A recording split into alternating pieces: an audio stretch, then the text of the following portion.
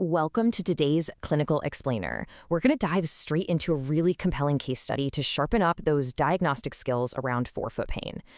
We see foot pain literally all the time in primary care and orthopedics, right? But as we're about to see, it is not always as straightforward as a simple sprain.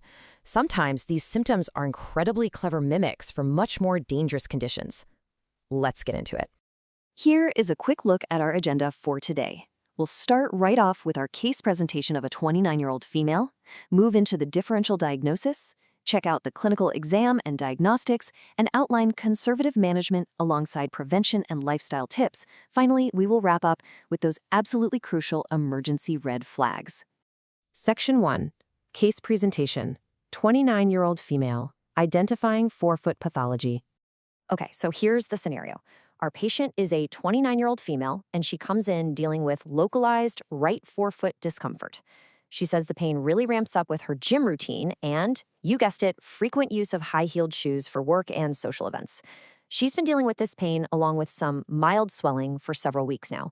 But here is the kicker. And in clinical diagnostics, the things they don't have are just as important as the things they do. She completely denies having any fever, trauma, recent immobilization, chest pain, or shortness of breath.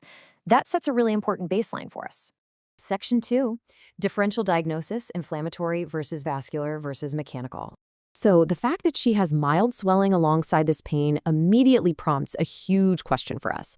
Are we looking at a systemic inflammatory issue, a vascular clot, or is this just simple mechanics? Honestly, conditions like gout or a deep vein thrombosis have to be at the top of your mind early on because of their potentially serious and, frankly, life-threatening complications. This contrast perfectly illustrates how the mechanical stress of metatarsalgia can show up with swelling that initially looks a whole lot like those highly concerning conditions. Let's break it down. Acute inflammatory gout is typically going to present systemically with severe erythema, that redness, and warmth. Vascular issues like DVT, they usually give you that classic calf tenderness and very distinct edema. But mechanical metatarsalgia, on the other hand, gives you highly localized pressure pain, often right alongside physical calluses, and it is massively activity-induced. Section 3. Clinical exam and diagnostics, ruling out systemic causes.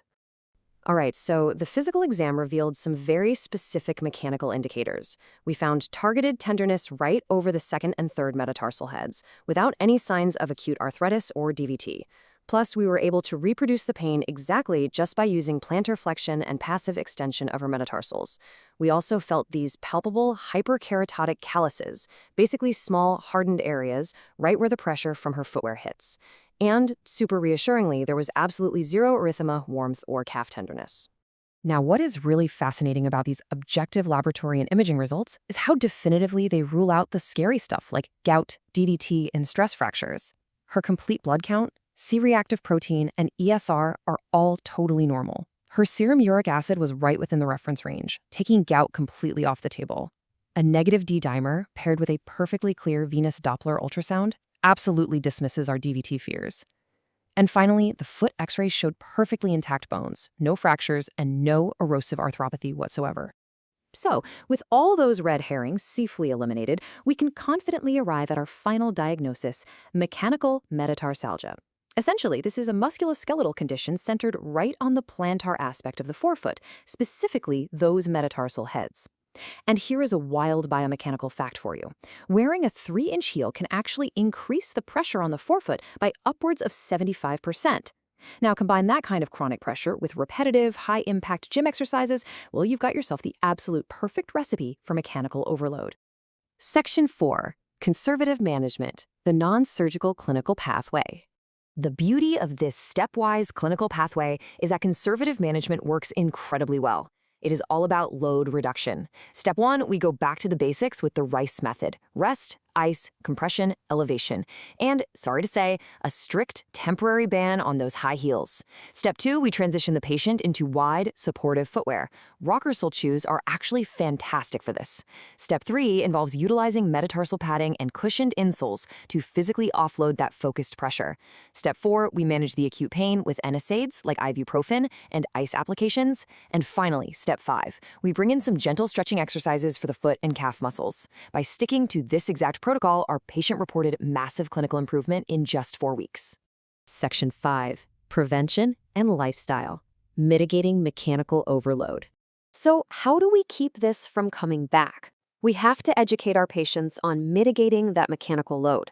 We instruct them to select shoes with good soles, wide toe boxes, and lower heels, and to consistently use comfortable inserts.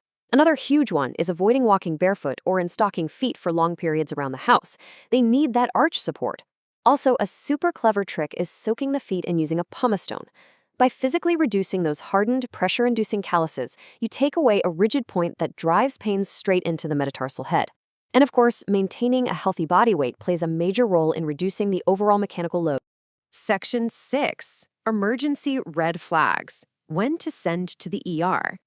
As clinicians, you absolutely have to drill into your patients exactly when they need to skip conservative care and head straight to the emergency room. If that localized pain in the ball of the foot becomes severe, or if the pain is ever accompanied by systemic faintness, dizziness, or nausea, they need to go in.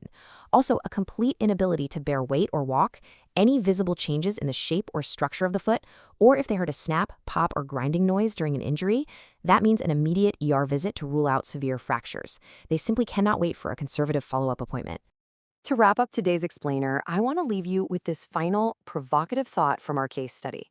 How many of your chronic forefoot pain cases are simply mechanical overloads, just waiting for the right pair of shoes? By really mastering the clinical exam and trusting your negative vascular and inflammatory lab results, you can save your patients from a ton of unnecessary anxiety and get them straight into the conservative therapies that actually work. Keep looking closely at those clinical clues, and thanks for joining me today.